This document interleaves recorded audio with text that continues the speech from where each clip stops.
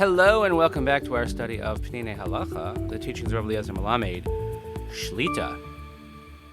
Here we are on Yom Shlishi Pamayim Ki Tov, as we get closer and closer to Chanukah, which will begin tomorrow night, Haba Aleinu L'Tova, and we wish well, especially to those here in the Northeast that are traveling this week.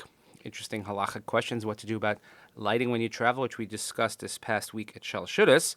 But in the meantime, please continue davening for Chaylei Tzva Gana Yisrael, for Shalom L'Chol P'tzuei Yisrael, and the safe return of our hostages. And we dedicate our learning to Nishmat Seren Daniel Shimon Arav Drom V'Shel Shemekim Damo. We continue with the story of the Chashmonaim and the effects. So the next chapter is, what is the effect, or the spiritual effect, in the generations follows? In Kol HaChesronos, Haya'er Chatzum L'Nischosehem Shel Beis Chashmonaim. Even with all the deficiencies and with all the shortcomings, still there was great value in the victory of the Chashmonaim. Hatzmut HaMedinit, national independence, Limrosh HaHesach Chalakit, Term L'Shagshuga Shel HaChlisia Hudis Be'eretz Mikol HaBechinos. That even though their independence was limited, there was a tremendous amount of prosperity in a lot of different measures in the land of Israel. Ad az karbarim achuz mehibul v'atotzeres nilkach kamas livanim ume'az ve'elach kimat kol hivul nishar be'eretz v'siyah lehipatchosa l'hakalkalis shel Yehuda. That if 40%, let's say up until then, 40% of whatever was produced in Judea was taken by the Yevanim as a mas, as a tax, now it all stayed in the land of Israel, and of course contributes to the GDP, so to speak, of the land of Israel. And also because of the victory, settling in the land of Israel spreads to all areas of the land of Israel. Yehudim alu mehatfutzot, hailuda gavra, v'ama Yehudi shavar churban v'galosh shekamas atzmo b'midah rabah. The birth rates rose, people are now living all over the country, and a country which largely knew destruction and exile now knows settlement and prosperity. B'chasusa shel atzmos hamedinis, Eretz Yisrael chazal liyos hamerkaz alimi v'rechin shel Am Yisrael. And because they have now this independence, and they have sort of this stronghold of a position, so now the land of Israel becomes the national center and spiritual center of the people of Israel. Which seems odd to say. I mean, we've witnessed that in our time, but not realizing how much was lost in that time and how it was regained. Houses of Torah study sprung up, and they became well populated. Based on the first Mishnah in Pirkei Avos, Anshe Knesset Zagdola tell us that we have to raise many students and make a fence around Torah. This is completely fulfilled. B'osam hayamim hunach hayisaru chinishal Torah shabal peh shemikocho shamar al Yisrael amunasov v'torasa b'meshach apayim shnos galus kasheh. What happens then is that as a foundation for spiritual life in Israel is the oral tradition, of course, because as a result of safeguarding the oral tradition and the faith in the Torah, that's what allows the Jewish people to keep going. L'chein neis pach Hashem hu mavateh yoser mikol simei haChanukah. And that's how we talk about the victory in Chanukah. We talk about the victory of the oil, even though it was a victory of the battle, but we always talk about the victory and the miracle of the oil. Even though the second Beis HaMikdash ultimately was destroyed, and all of the actions and the results of the house of Chashmonaim, whatever they reinstituted, of course, they became destroyed. But as a result of the victory and the resurgence of Torah learning and Torah Shabbat Peh being safeguarded, that remained studied even after the destruction of the Beis HaMikdash la'ol mayad. Through the miracle of the oil, it was revealed the eternal secret of the Torah, because it allows us to illuminate the darkness more than nature allows. And in the merit of this light of the Torah, we're able to survive a very long exile. The miracle of the oil also reveals the special feature of the people of Israel. She'eno kasharim, and they are unlike other nations.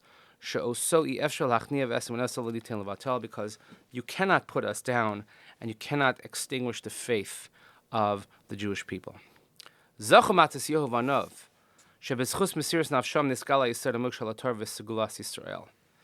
merit of Matisyahu and his sons, the Maccabim, that because they gave their lives over for Torah, in their merit, the depth and the beauty and the meaning of the Torah lasts forever. Aval beis malchus Chashmonaim, but for the house of Chashmonaim, not Matisyahu and his sons, but the rest of the house of Chashmonaim, which later turned into what it turned into, Al Sibucha Vayosav, Haya Malchus L'Sha'ah, despite all of its problems, was only a temporary rulership. And this we certainly do not mark with any specific holiday. So the holiday is not about Beis Chashmonai, it's about the miracle of the oil, which represents the nitzchis of the Torah. Therefore, the Gemara Rosh Hashanah is well understood on Daf Yud Ches Amud Beis. Shabir ki b'zchus neis pach hashemen v'hamitzvah shetiknu chachamim lahadlik neris nosri yimei Chanukah l'daros. That in the merit of the oil miracle and the mitzvah that Chazal instituted to light candles for generations, that's why Chanukah lasted for generations. Al yidei neis pach hashemen hisparer sheperos hanitzachon hatzva'i al ivanim ein el sha'a belvad el l'daros. Through the miracle of the oil, we realize that even though there was a military victory, the results of that, or for Olmayad, are going to last forever, as a result of the spiritual victory as well. And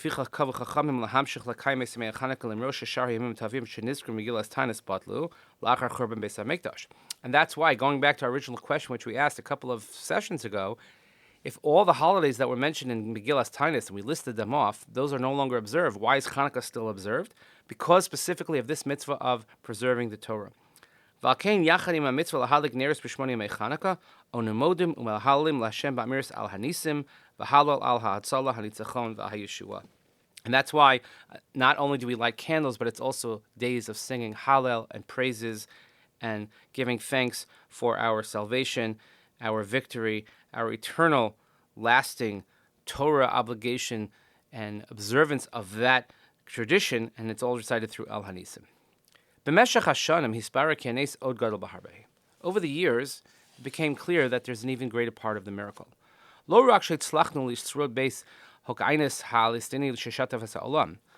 only because we were able to withstand the Hellenistic tremendous ocean of influence that swept the world, but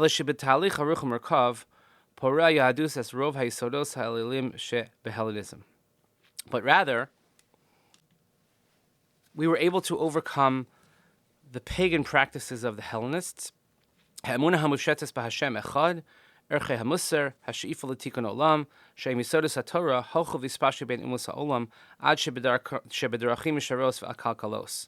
he writes here, Natsrut ve'Islam, belief in one God and having proper ethical values, even says Tikkun Olam. All these fundamental principles of the Torah, not only do we keep them, but they actually spread to other nations and religions of the world. And he lists Christianity and Islam, which have this sort of solid ethical behavior as foundations of their culture as well. And the longer our exile is, the greater the light of the Jewish people and the Torah and how much it illuminates.